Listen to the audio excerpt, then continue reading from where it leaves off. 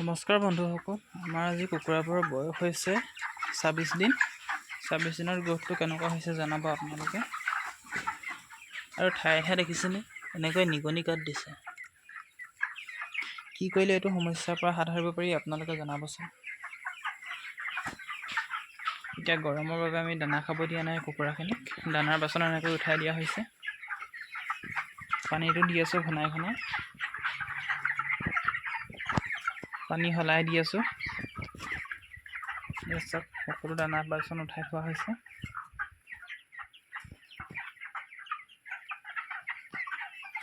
আৰু কুকুৰাখিনি আমি মাজে মাজে এনেকৈ মানুহ ঘূৰি ঘূৰি খেদি আছোঁ, যাতে একে ঠাইতে শুই নাথাকে। সিহঁত একে ঠাইতে শুই থাকিলে হৃদস্ত হোৱাৰ সম্ভাৱনা বেছি থাকে। মানুহে এনেকৈ ঘূৰি থাকিলেই হ'ল, সিহঁতে উঠি লৰচৰ কৰি থাকিব, তেতিয়া সিহঁতৰ একো নহয় গৰম নহ'লেও। এয়া চাওক নিগনিয়ে কেনেকৈ ডাঙৰ গাঁত দিছে।